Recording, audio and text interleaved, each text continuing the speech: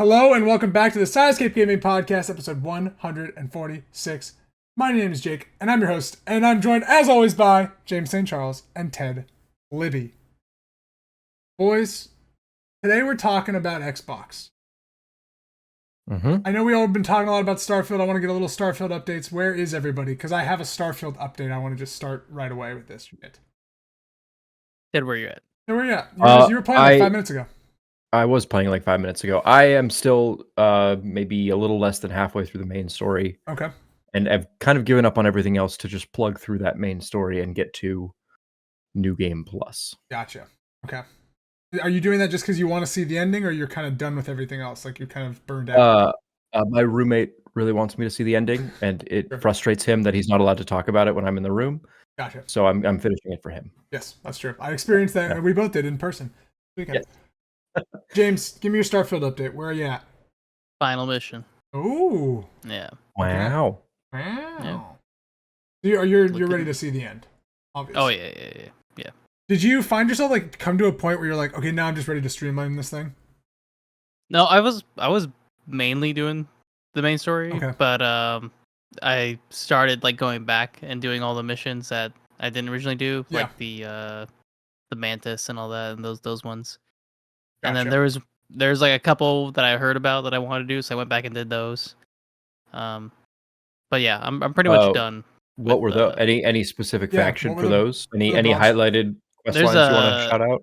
Well, I mean, there's ones where you just have like encounters. Okay. Like there's one where like a ship comes and like it was like a class, and you have to help them out. Or like some of those type of missions where you have like an encounter when you go to the certain area, or like there's like a grandma ship and you can like board it. Yeah. Yeah. Yep. I did that before. I thought she was. Did you do there's like a Batman side mission? The Batman one? Yeah. Yeah, the Mantis. The Mantis? Yeah. Okay. Yeah, the Mantis. Yeah. When you literally walk up into the Batcave, like there's literally a Batcave in this game. Yeah. That one's good. Oh, you know what, Jake? So you talked about that mission initially, and you said you didn't do the puzzle. And so I did the puzzle. Oh, nice. Because you said you didn't do it, I was like, okay, there has to be something here, and then I was able to do it. Yeah, I think I hacked my way around it or something. I don't know what you could do. Yeah, I did to something. Get past it. Yeah. But yeah, when you mentioned that part where you didn't do I was like, okay, I'm gonna spend some time and actually do it. It wasn't hard at all. Yeah, no, it was just no, it wasn't. But if you spent the time to do it, it was like it made sense with the stories, like the little tapes. Yeah, It's good. I beat Starfield because I got to the point where I'm like, I'm streamlining this thing. There's a very good story mission, kind of towards the like middle end of the story that you go to a particular place that's very cool. So I appreciated that part of the story. But then I got to it, did my little New Game Plus, and then I've always had this cloud save issue that I've been kind of talking about on the show and texting you guys about, that anytime I booted up the game, it wanted me to go back to a save that was like 6-7 days old. And so I booted it up after I got New Game Plus, ready to kind of just see what else, was around. And then it went back to that old save. And so I lost like, I think it's 16 levels or something of progress. And so I'm done with Starfield. That was the end of my Starfield. Makes sense. Yeah. That sounds about right. But so that was my adventure. But I liked it. The end of the story was kind of interesting. And then I think kind of what they're doing with New Game Plus is intriguing, but not enough for me to be like, I want to get back to it and really see it. So that's kind of where I stood on Starfield. But enough about Starfield for like 5 seconds, because this is the Sidescape Gaming Podcast, episode 146, where once a week we Discord over 500 miles, talk about a gaming-related topic and what games we are playing. This week, I mentioned it before, we're talking about Xbox. They had a lot of leaks last week. We all did our homework on the leaks, and we're going to talk a little bit about some leaks. And I want to get just the talk about Xbox. And if you have anything to get off your chest about them, if you have ideas for them, there's a lot of interesting information that I think is going to spawn a lot of conversation. So, just strap in. Any broad stroke stuff do you want to talk about, or do you want to just kind of go by what the leaks were? Let's go point by point. Okay. This happened, and I don't understand quite what happened, but during the FTC trial, yes, from what I understand, a link was posted that should not have been posted, and when somebody typed in that link, it went to a live archive full of Microsoft documents. Yeah, just legal documents that kind of made people's legal points. So it kind of showcased a lot of just kind of more interesting internal discussions more than anything. And just kind of, I think how the games industry kind of works with like big tier publishers. This is the thing I want to get to, is like kind of how the market has changed since now it's all digital. But the big headline one was that Microsoft considered buying Nintendo. That Phil Spencer, there's emails about him basically saying like it would be a career move to buy Nintendo. And what were your guys' feelings about this? I took this as very like surface level of like, people are like, we gotta buy some studios. It'd be pretty cool to buy Nintendo. That would be the big thing. And this also I think is like kind of near the Switch launch or before kind of that timeline. So we should date that this is like 10 years worth of leaks. Yes. So not all of it is up to date. A lot of the stuff was made, 6 years ago. Of that. The Nintendo thing hit me just very blandly of like, I bet every company has a let's buy Nintendo plan. PlayStation has one. 2020 was when that email was from. Okay. Yeah. So it doesn't strike me as too weird that Xbox has like a let's buy Nintendo plan. No. If there was more revealing stuff like an email chain of actual conversations, that would be one thing. But this is just a company saying, hey, wouldn't it be cool if we owned Nintendo? I took it as like very much like when you're a sports franchise and there's like a hot player kind of like upcoming on the market, and you're like, it'd be pretty sweet to buy that player on the next contract. Like if we could do that. Right. Exactly. Yeah. That's kind of why I took that more of anything. James? No, that's exactly how I felt. It was mainly like, if it were to ever happen, I feel like the Japanese government would probably step in and probably not let it happen. So it's probably not even on the table. But I don't think it ever was. Maybe at some point with like Wii U failure, that's kind of what I'm thinking. There was like some zone where they could have stepped in. Yeah. Also, Jake said that came out in 2020. Depending on when in 2020, I think it was before Animal Crossing. Okay. Yeah, so like that it shows. Like mid lockdown, I could see a lot of these companies being like, "Who knows what the future's like?" Yeah. But we at Microsoft have a bucket full of money. We got a lot of money. Switch was already doing good, but definitely COVID just skyrocketed. Oh yeah, for sure. Yeah, and that was yeah. They also thought about purchasing Valve. There was discussions about purchasing Valve at one point. Gabe would never sell. He left Microsoft just to not be bought. Just to not be bought. And then but they did seriously talk about buying Warner Brothers games. Then there was the discussions about like how like basically the IP wasn't strong enough to like pull together. So I don't get that, because I feel like the IP is strong there. But I don't know what they're seeing. Like they were definitely looking at the ZeniMaxes. Yeah. You got Arkham, you got something really good. Yeah, I'm sure that is a cost problem where like, because Warner Brothers was selling off their games division separately, and so I wonder if that's like a Batman. I'm buying games. The IP. Yeah. I'm not buying Batman. I'm buying the rights to use Batman like video Avalanche, games. So you're buying like Avalanche Studios. You're buying those. Right, and we don't know how that those contracts work out. Of like we say when the games get made. So if we don't want a Batman game, you don't make a Batman game, and I see. Yeah. I'm sure it could get complicated like that. Probably a pain just to deal with. Yeah. Some weird licensing stuff for like they keep the IP of actually Batman. You're getting the studios. Right. Just some small emails that were kind of floating around and different things. There was Bethesda was making an Oblivion remaster or remake that was coming out, as well as a Fallout 3 remake. But this was also from before the acquisition. Yeah, the acquisition. So my guess is that these have not these are canceled. Because there's been no discussion of them, and I doubt they would just like shadow drop brand new remakes of these games. Yeah. Yeah. Go ahead, James. No, you go. It makes complete sense to do both of those remasters. Oblivion and Fallout 3 are both beloved classics.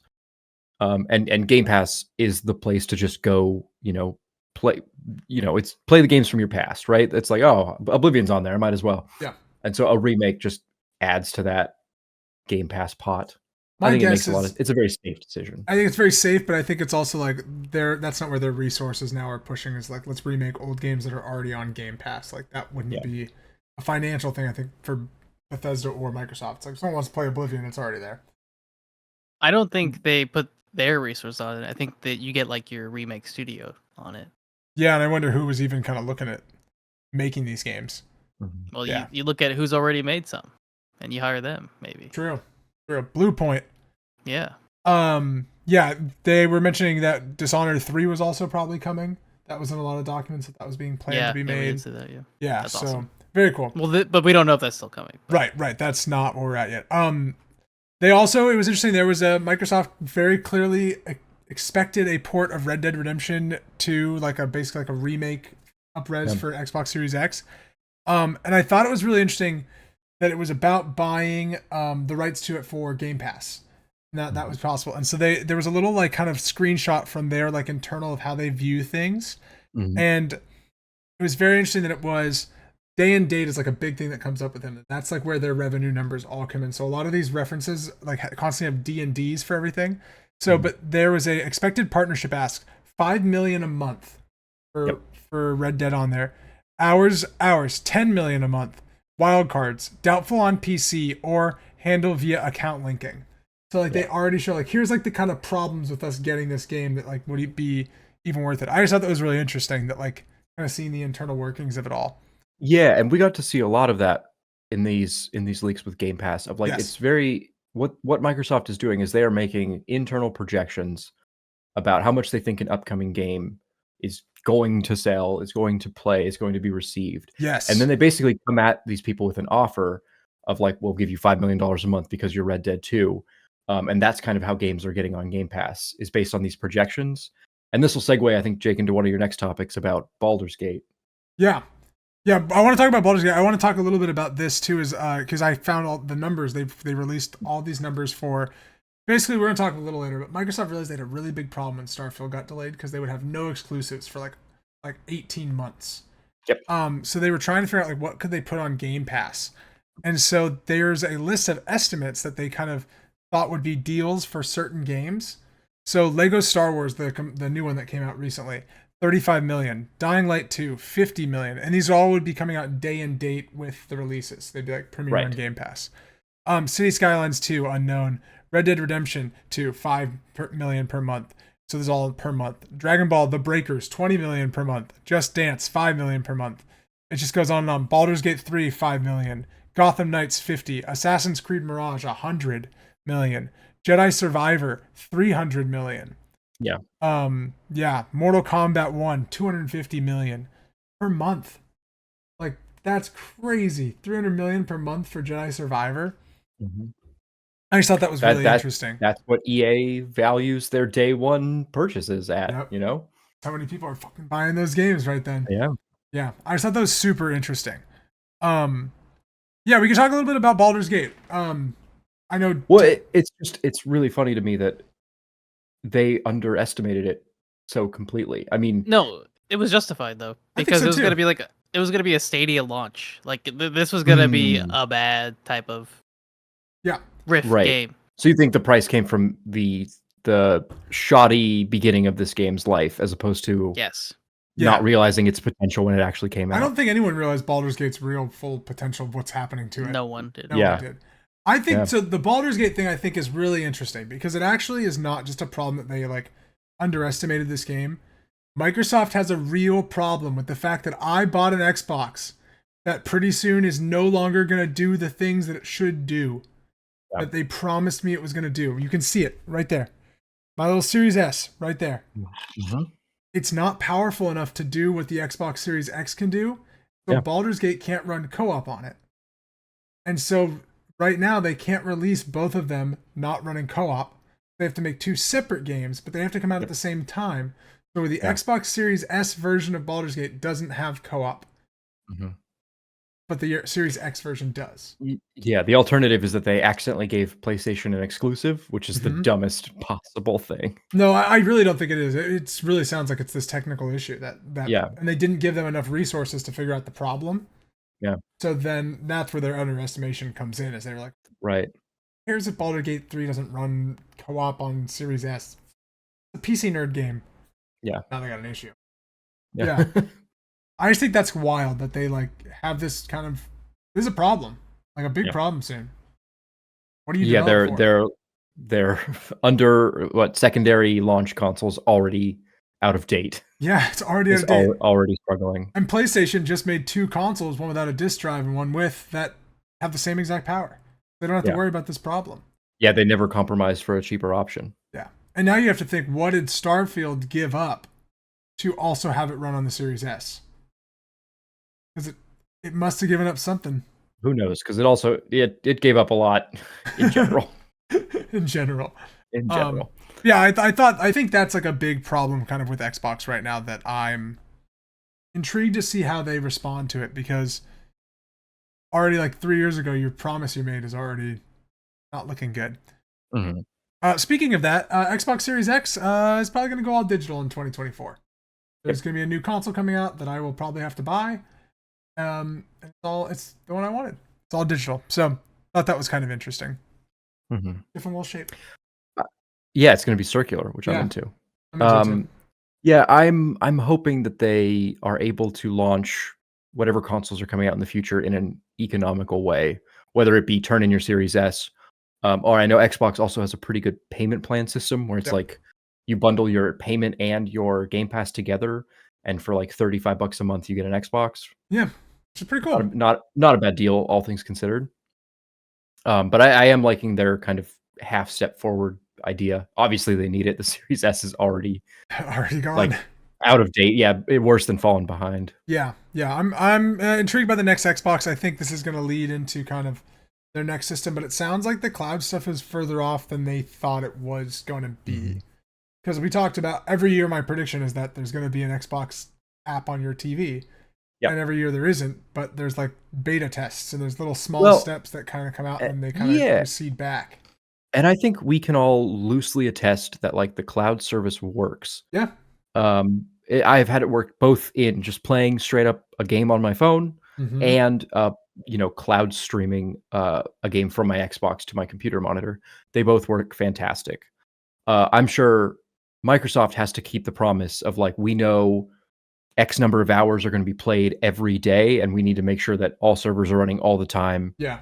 For our average player, everybody who buys the Xbox, I don't know, Series X Cloud. Yeah. To just have it ready all the time. Because as soon as your cloud service goes down for an hour, you're screwed over everybody. Yeah. Yeah. I thought Starfield you can play on cloud, which I thought was pretty crazy. Yep. Yeah. I didn't have to download it to my Xbox for a little bit, which I thought was wild. Yeah.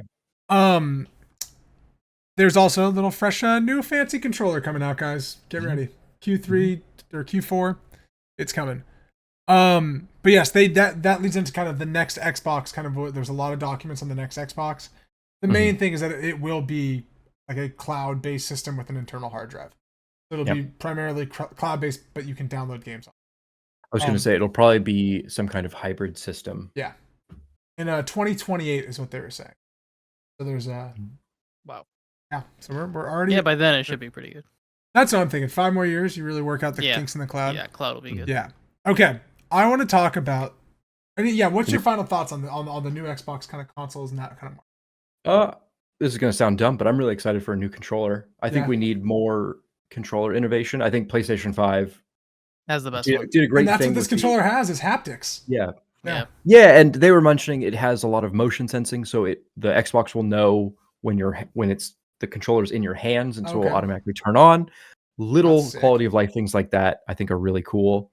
But I'm a sucker for controller innovation, and I'm really hoping that we get more of an arms race out of the 4 companies making controllers right now. Yeah. I would love for what's the PlayStation controller DualSense called?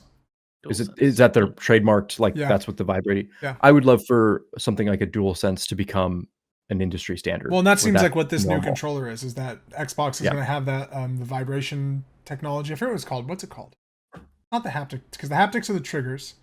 And you got the vibration that's not like the jar of coins, but it's like little beads. Okay. Anyways, different vibration. That's why you could feel the raindrops, like you couldn't feel raindrops in an Xbox controller because it's just a thing of coins rattling around that looks like.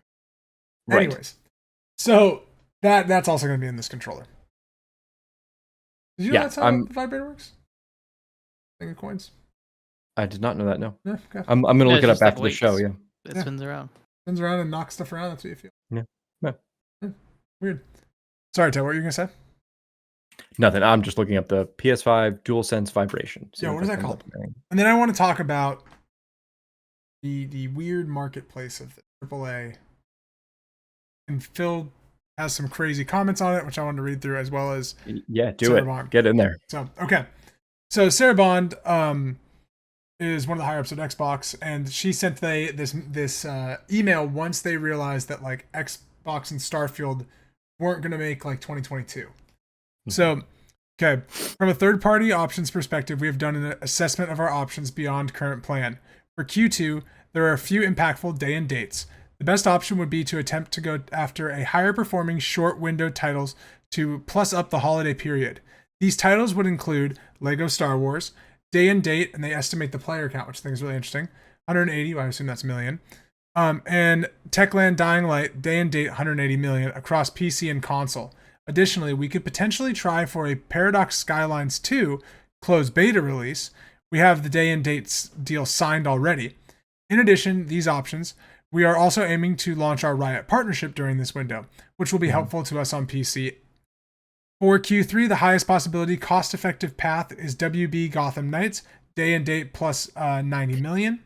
And I know, yeah, right. And that's like Gotham Knights was listed like pretty high up there in the last little how much money it would be worth. And then Ubisoft's Assassin's Creed Rift day and date. Based on our assessment, acquisitions of other day and date crown jewels, they list like other stuff. Made suggestion that we take this and combine, and then they talk about working with it. So it's just really interesting that they're talking about what titles kind of fill in those gaps and how many player counts, and it's a weird model we've never really seen in the gaming industry. Is this subscription? Right. Yeah. A subscription company that's not a subscription service that's not coming out with its own stuff. Yeah. Right. This is all in lieu of the fact that Xbox doesn't have exclusives. Right. That they can't make their games. They can't publish stuff right now. They're really struggling to do so. Mm-hmm.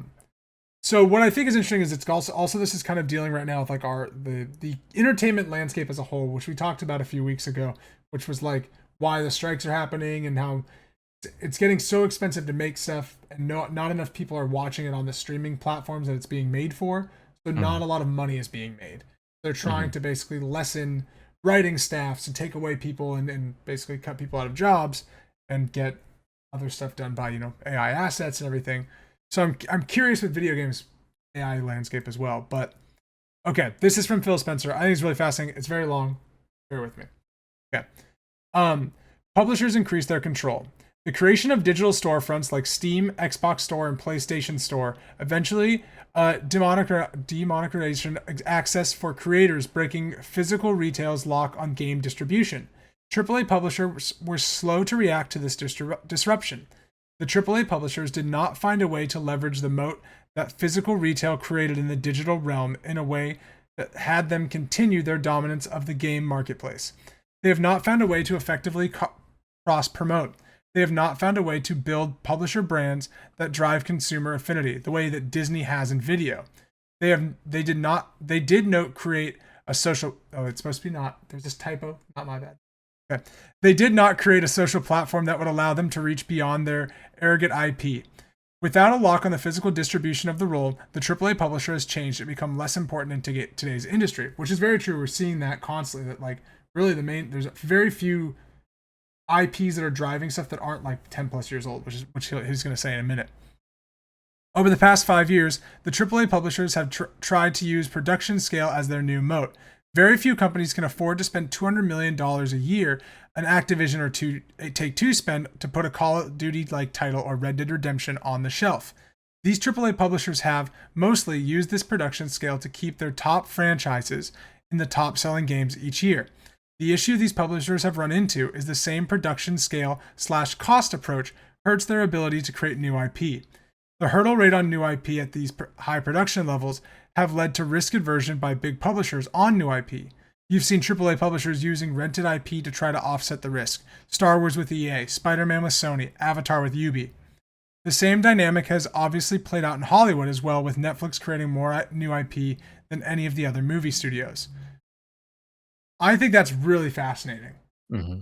I'm very curious like what your guys' thoughts are, because we've heard this from like people that games are becoming almost too expensive to make. Mm-hmm. And there's no way they can only be $70-$60. Mm-hmm. What are your thoughts on like Phil Spencer even saying like this is why all these AAA publishers are really struggling? I'm curious about that.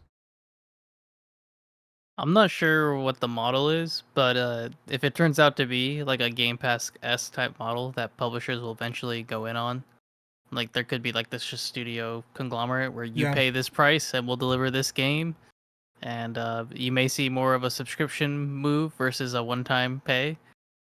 I think about like MMOs or live service games, and that may be what we see in the future, just to like equal that. I feel that DLC or like these like monetization that they have in certain games have just helped. microtransactions. Microtransactions have helped. yeah. But Or just transactions nowadays. right. So will the AAAs just turn into more of these BRs, MMOs, or the style game versus the single player experience? I'm not too sure. Yeah. I feel like PlayStation doesn't. They'll eat it, but maybe they'll raise the price even more. But there's gonna become a point where it becomes cost inefficient Right. for Yeah, a for sure. consumer. Sure. As How much well these as- games as well cost to as- make? You just see it like through everything. Like that's why there's like they're saying there's an Assassin's Creed every year just to make sure they make your $200 million that they need to. The issue is, I feel like there's a lot more bad games than good games, if that makes sense. Like Yeah. there's games that will just be good, but there's AAA games that come out that just bomb, and they All will the time. never ever recover their money. Yeah. Versus like maybe like a bad movie eventually like recovers with streaming and all that, but usually a game it's just done. Well, we've just It's seen just- that with Dead Island 2 that got like resurrected out of nowhere by the new THQ people that are over over Yeah, there. they're in and- their own kind of hot water right now. Yeah, but and they just new different story. they resurrected Dead Island 2, and then that game pretty much bombed, and the studio's already gone. They're already closed the studio. It's gone. Yeah, Like- I think of a Callisto Protocol where they just like the head already left or it's Yeah. already gone. Yeah, it's Your game It's has to tough. sell X amount of million, and you have to win over a consumer. It's really tough. Yeah. I think the indie market just leaves so much more room to grow. Like it's such a low level of payment to come out with a game and such a high floor to sell millions. Yeah. So even though you're paying less, like I think you're gonna see like a more move to more indies, like more of the $20 to $40 indies that come out that sell $1 million or something like that. That costs like 6 figures or so Yeah. to make. Yeah. You have to like Maybe. almost shrink down the game market of Yeah. like what the game's Versus your 7 to 8 to 9 figures right. that come out. Well, it's just crazy because I think like that's a lot of the expectation though now of what games are like the high experience is that like extremely polished triple quadruple A like Microsoft once said about their what is it, the innovation studio or whatever initiative. And I think like that's like really like an interesting thing where you have these huge things that people expect now, and then it just becomes like recycled garbage. Like we're seeing that with Marvel. It's like you have to always have these huge expectations because if it's a small little thing, people are gonna be like, that's it, this is all like the new Spider-Man is, come on. He's not saving the world, he's not got the craziest of effects. Yeah, I'm curious about that. It's a tough spot. Yeah, Maybe for sure. AI helps it. Oh, yeah, that's why I'm curious with AI in gaming. That'll reduce like making trees, right? Like make us a forest. Yeah. Supposedly, Landscaping. Yeah, that's the idea, right? Yeah, that is really it's poignant coming from the guy. Well, okay, it's poignant coming from Microsoft. Yeah. The one company doing a subscription service, all things Xbox, right at your fingertips, $15 a month. It's also ironic coming from the same studios that doesn't have a Xbox store app. Like PlayStation, there's an app. You just go there, it's the store, I can buy a game on sale. It's exactly what I would expect. Yep. I have to go to the Windows store Yeah. to look at, and then there's a separate Xbox section, and it is just a crappy mess. So it's funny that Phil Spencer's talking about like, everybody kind of being, into the same brand. Right. But it's interesting. I mean, he's right when he mentions Disney, and Disney is a great example of like every Disney movie is different. Yeah. More or less. Obviously, there's sequels, but a Disney movie when you see it, and you go see a Disney movie because it's a Disney movie. Yeah. Regardless of the premise, it doesn't have to be a first-person space shooter Disney movie for you to be like, oh, okay, I'm in. Mm-hmm. Video games don't have that. And in fact, I would even say that, again, to his point, video games have gone the opposite direction of like, we have built a culture around staying in the same space and not venturing out, right? There used to be a time when you would play, anywhere from a 20 to 80 hour game be done, and then you'd move on to your next game. And that's how you would play video. And you go back to the game store and you buy a new cart, and it would be a completely different game. Yeah. And nowadays, it's like, why would I ever purchase an Xbox first-person shooter when they're also supporting Halo just as hard? Obviously, they're not, but like, you get my point. Yeah. You know, like Ubisoft is maybe a better example of like, what's the point in buying another million-hour strategic Rainbow Six game? Like, they already have one. Right. And well, that's like, and I also think that's the thing where it's like, that part of this article says that, and I think it's really interesting, that AAA publishers are milking their top franchises, but struggling to refill their portfolio of hit franchises. Most AAA publishers are riding the success of franchises created 10 plus years ago. Yeah. And you're like, yeah, like that's like so true. Like everyone gets way more excited about a new Sonic game that's, you know, another thing than like Sega coming up with a new idea that's like a different kind of Sonic-like game. Like you'd rather just have Sonic. I think that's the same thing. You'd rather just have Rainbow Six Siege because it's there. And it's, you know, yeah. And I think video games suffer also from a lot more dynamic issues than like a movies or television does. Like with a movie, like I can see a horror movie and then move on and see another horror movie. There's no like, I'm done with horror movies because I've put too many hours into my one horror movie. You know, video games kind of have that problem where they're like, you can get fatigued with video games.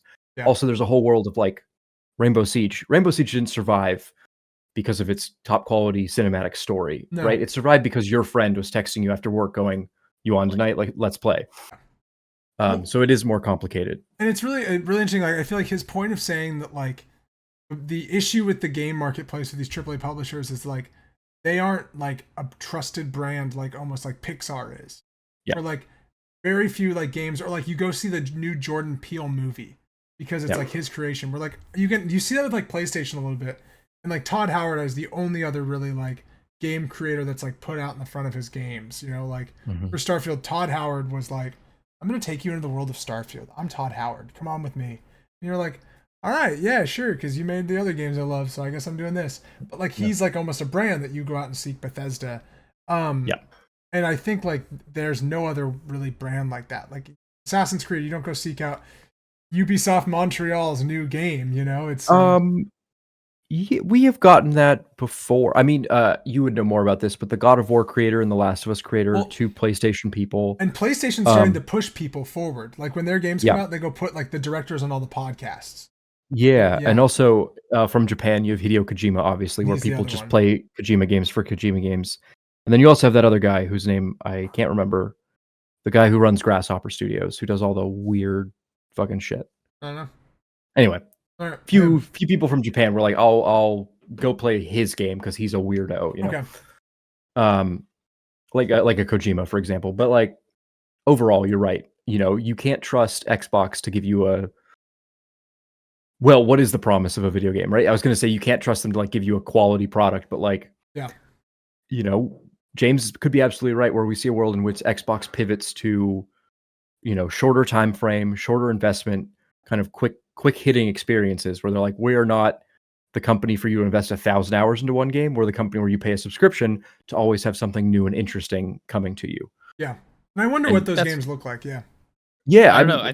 I feel like Game Pass, that's where they're shining right now with like some of these little just like hidden games that you'd probably never spend the $40, $30 for, and they come out and they're great. And it's like, oh, that did really well. People really like that game. Maybe we invest in that studio and they'll make us like a custom game just to release on our platform. I wonder if they'll see that with that Hi-Fi Rush studio. That like people love that game out of nowhere. Yeah. The investment was so small.